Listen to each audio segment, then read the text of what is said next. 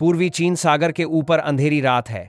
Japan के stealth लड़ाकू विमान बिल्कुल चुपचाप उड़ रहे हैं और चीन के राडार को खुद पता ही नहीं कि आसमान में क्या चल रहा है। अगले कुछ सालों में यही तस्वीर पूरी एशिया की ताकत का संतुलन बदल देगी और आज की वीडियो में हम आपको दिखाएंगे कि कैसे जापान फाइटर जेट्स की फौज बना रहा है, जिससे बीजिंग की नींद उड़ी हुई है। जापान ने 2026 के लिए अपने इतिहास का सबसे बड़ा रक्षा बजट पास किया है, करीब 58 अरब डॉलर का। इसमें से सबसे बड़ा हिस्सा जा रहा है एक चीज पर, लड़ाकू विमान, यानी सिर्फ टैंक, मिसाइल या नेवी नहीं, बल्कि आसमान पर कब्जा करने की तैयारी। कारण साफ है, चीन अब सैकड़ों आधुनिक जेट, लंबी दूरी की मिसाइलें और स्टील्थ फाइटर तैनात कर चुका है, जो कुछ ही मिनटों में जापान के किसी भी बेस तक पहुंच सकते हैं। इसी खतरे ने जापान को मजबूर कर दिया है कि वह खुद को एयर पावर सुपर पावर में बदल दे। सबसे पहले बात करते हैं उस जेट की जो जापान की हवा की ताकत की रीढ़ बन चुका है, F-35। जापान ने कुल 147 F-35 लड़ाकू विमानों की योजना बनाई है, जो अमेरिका के बाद दुनिया की सबसे बड़ी F-35 फ्लीट होगी। इनमें ज्यादातर F-35 हैं जो सामान्य रनवे से उड़ते हैं और 42 F-35 भी हैं जो छोटी रनवे या जहाज के डेक से भी उड़ान भर सकते हैं। मतलब भविष्य में जापान के पास ऐसे स्टील्थ जेट्स की पूरी लाइन होगी जो चीन के जेट्स को देख सकते हैं लेकिन खुद दिखाई नहीं देंगे। अब जरा कल्पना करो, चीन के J-20 स्टील्थ फाइटर आसमान में गश्त कर रहे हैं और दूर समुद्र की तरफ से जापान के F-35 बिना दिखे उनकी पीछे की जेब में घुस जाते हैं। यही डर चीन को सबसे ज्यादा सता रहा है। F-35 के सेंसर, डेटा, लिंक और स्टील्थ क्षमता मिलकर जापान को वह आंख और दिमाग देते हैं जो हाई टेक युद्ध में गेम चेंजर होता है। लेकिन यहां ट्विस्ट ये है, ये तो सिर्फ शुरुआत है। असली कहानी तो 2035 के बाद शुरू होगी। F-35B की वजह से जापान एक और चुपचाप क्रांति कर रहा है, समुद्र पर छोटे एयरक्राफ्ट कैरियर खड़े कर रहा है।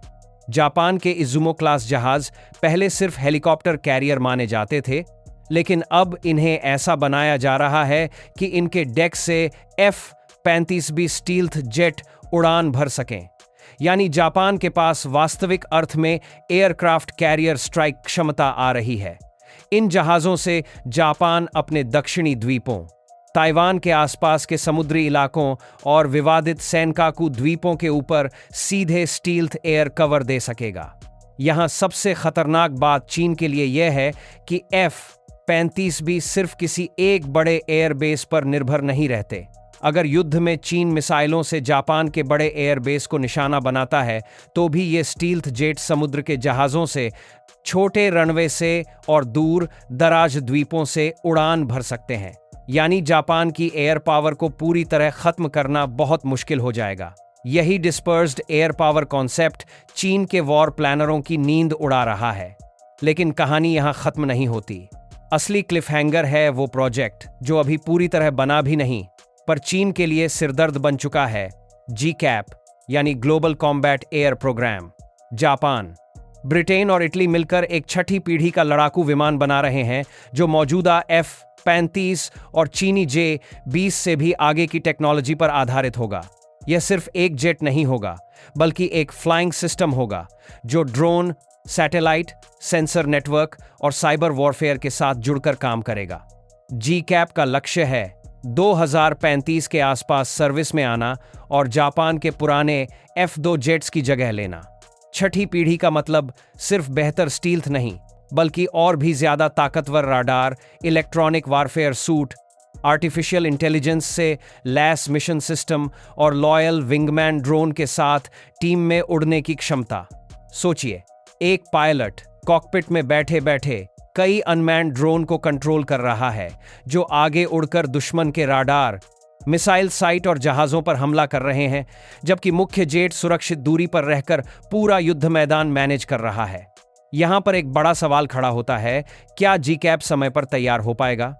जापान की F-2 फ्लीट 2030 के दशक में रिटायर होना शुरू होगी और अगर नए जेट में देरी होती है तो कुछ सालों के लिए जापान के पास एक फाइटर गैप पैदा हो सकता है। चीन उस समय तक सैकड़ों J-20 और नए J-35 कैरियर जेट तैनात कर चुका होगा। तो असली गेम यह है, क्या जापान और उसके यूरोपीय पार्टनर इस प्रोजेक्ट को समय पर पूरा कर पाएंगे या चीन की बढ़त बहुत ज्यादा हो जाएगी? यही वह सवाल है जो रणनीतिक विशेषज्ञों के बीच सबसे बड़ा डिबेट बन चुका है। GCAP सिर्फ सैन्य प्रोजेक्ट नहीं है, यह राजनीतिक और इंडस्ट्रियल गेम भी है। जापान ने दशकों तक अपनी रक्षा टेक्नोलॉजी एक्सपोर्ट पर सख्त पाबंदियां लगाई हुई थीं, लेकिन इस प्रोग्राम के लिए उसने नियम ढीले किए हैं ताकि भविष्य में यह जेट अन्य देशों को भी बेचा जा सके। इसका मतलब है कि जापान, ब्रिटेन और इटली मिलकर एक ऐसा एयर पावर क्लब बना रहे हैं जो सीधे चीन और रूस की भविष्य की वायुसेना को चुनौती देगा।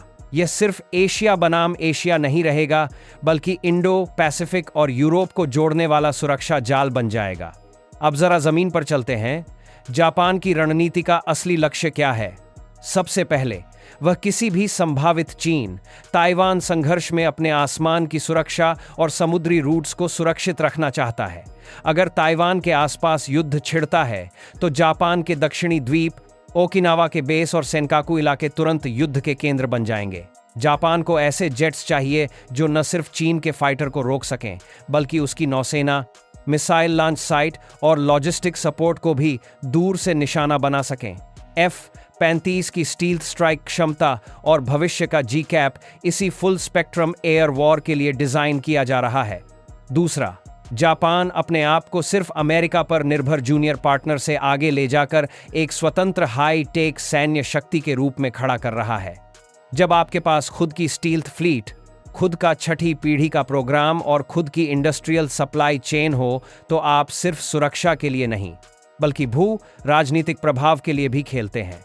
यही वजह है कि चीन की मीडिया और थिंक टैंक खुले शब्दों में कह रहे हैं कि जापान की यह दिशा एशिया में हथियारों की दौड़ को तेज कर सकती है, लेकिन टोक्यो इसे डिटरेंस यानी युद्ध रोकने के लिए जरूरी कदम बता रहा है। तीसरा, यह पूरा प्रोग्राम चीन को एक स्पष्ट संदेश भी है। अगर बीजिंग ने ताइवान या जापान के क्षेत्रीय पानी पर आक्रामक कदम उठाए, तो उसे सिर्फ अमेरिका से नहीं, बल्कि एक हाई टेक जापानी एयर फ्लीट से भी भिड़ना पड़ेगा, जिसमें स्टील्थ जेट, कैरियर जेट और भविष्य के छठी पीढ़ी के प्लेटफॉर्म शामिल होंगे। यानी किसी भी संभावित युद्ध की कीमत चीन के लिए इतनी ज्यादा बढ़ जाए कि वह पहले ही कदम उठाने से पहले 10 बार सोचे। अब आपके लिए सबसे दिलचस्प हिस्सा, ये सब जानकर आप क्या सोचते हैं? क्या जापान का यह फाइटर जेट आर्मडा एशिया में शांति की गारंटी बनेगा या एक नई हथियार दौड़ शुरू करेगा? क्या GCAP समय पर आकर चीन के J-20 और J-35 को पीछे छोड़ देगा या देरी की वजह से चीन की बढ़त कायम रहेगी? अगर आपको ऐसे सिनेमैटिक, हाई एनर्जी लेकिन पूरी तरह फैक्ट बेस्ड डिफेंस और जियोपॉलिटिक्स एक्सप्लेनर पसंद हैं, तो अभी इसी वक्त चैनल को सब्सक्राइब कीजिए, बेल आइकन दबाइए ताकि अगली वीडियो मिस ना हो।